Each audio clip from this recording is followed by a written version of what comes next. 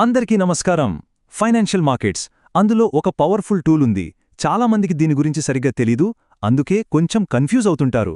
దాని గురించే ఈరోజు మనం మాట్లాడుకోబోతున్నాం. అదే ఆప్షన్స్ ట్రేడింగ్. సరే, ఇక స్టార్ట్ చేద్దామా? జనరల్గా మనం ఒక స్టాక్ కొంటే అది పైకి వెళ్తుంది, లాభం వస్తుంది అనుకుంటాం. కరెక్టే కదా?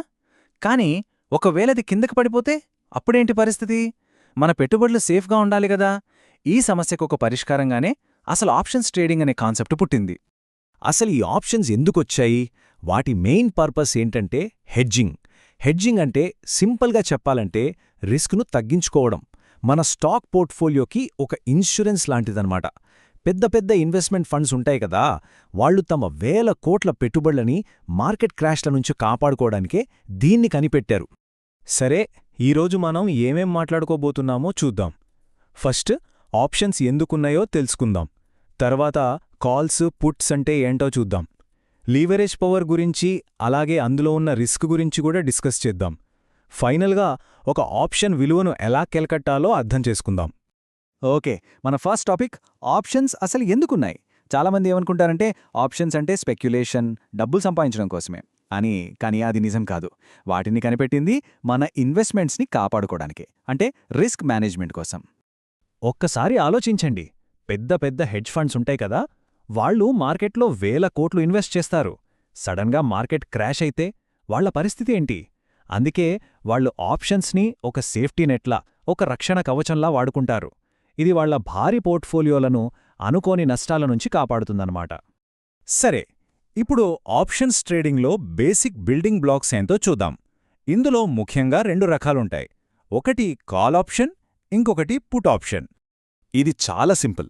మార్కెట్ పైకి వెళ్తుంది అని మీకు అనిపిస్తే కాల్ ఆప్షన్ అంటే సిఈ కొంటారు. లేదు, మార్కెట్ కిందకి పడిపోతుంది అనిపిస్తే పుట్ ఆప్షన్ అంటే పిఈ కొంటారు. కాల్ అనేది కొనడానికి రైట్ ఇస్తుంది, పుట్ అనేది అమ్మడానికి రైట్ ఇస్తుంది. ఇక్కడ గుర్తుపెట్టుకోవాల్సిందేంటంటే ఇది కేవలం ఒక హక్కు, అంతేగాని కంపల్సరీ కాదు. ఇక అసలు విషయానికొద్దాం. చాలామందిని ఆప్షన్స్ వైపు లాగేది ఇదే, అదే లీవరేజ్. లీవరేజ్ అంటే ఏంటంటే తక్కువ డబ్బుతో ఎక్కువ రిటర్న్ సంపాదించే ఛాన్స్. అసలిది ఎలా వర్కవుతుందో ఒకసారి చూద్దాం.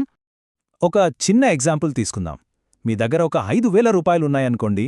దాంతో మీరు ఒక నిఫ్టీ కాల్ ఆప్షన్ కొన్నారు. ఇప్పుడు నిఫ్టీ ఇండెక్స్ ఒక 200 పాయింట్స్ పెరిగిందనుకుందాం.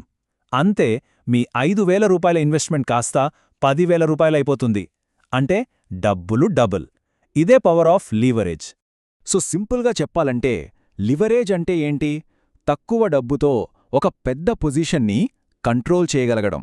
దీనివల్ల మనకొచ్చే లాభాలు కూడా చాలా ఎక్కువగా ఉండే అవకాశం ఉంటుంది. అయితే ఇక్కడే ఒక పెద్ద కాని ఉంది. లీవరేజ్ ఎంత అట్రాక్టివ్గా కనిపిస్తుందో అంత డేంజరస్ కూడా. ఇది రెండు వైపులా పదునున్న కత్తిలాంటిది. లాభాలను ఎలాగైతే పెంచుతుందో నష్టాలను కూడా అచ్చం అలాగే పెంచుతుంది. ఈ విషయం గురించి ఇప్పుడు చూద్దాం.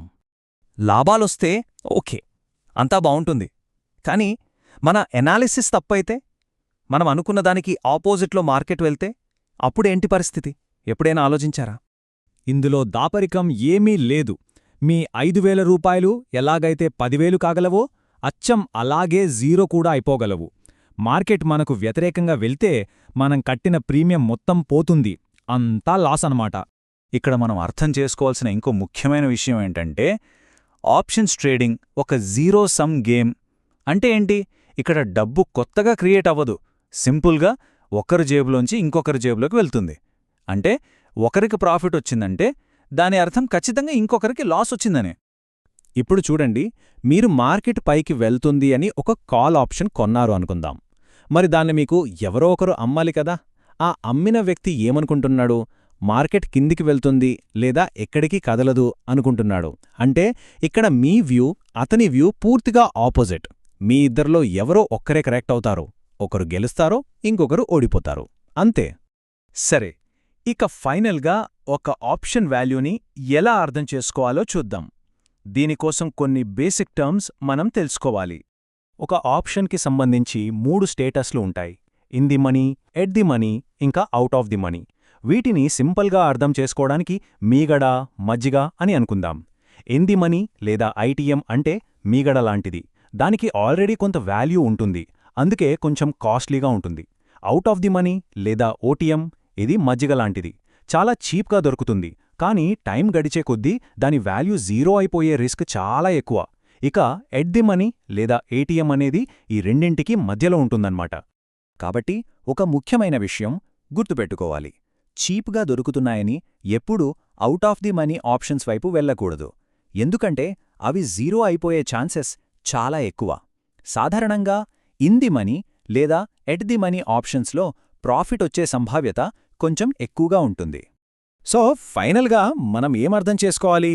ఆప్షన్స్ ట్రేడింగ్ అంటే కేవలం మార్కెట్ ఎటు వెళ్తుందో గెస్ చేయడం కాదు. అసలు ఆటంతా రిస్క్ని మేనేజ్ చేయడంలోనే ఉంది. గుర్తుపెట్టుకోండి, ఇక్కడ అసలైన స్కిల్ లాభాల వెంట పడటం కాదు, వచ్చే నష్టాలను ఎలా కంట్రోల్ చేయగలమన్నదే. దీని గురించి ఒక్కసారి ఆలోచించండి.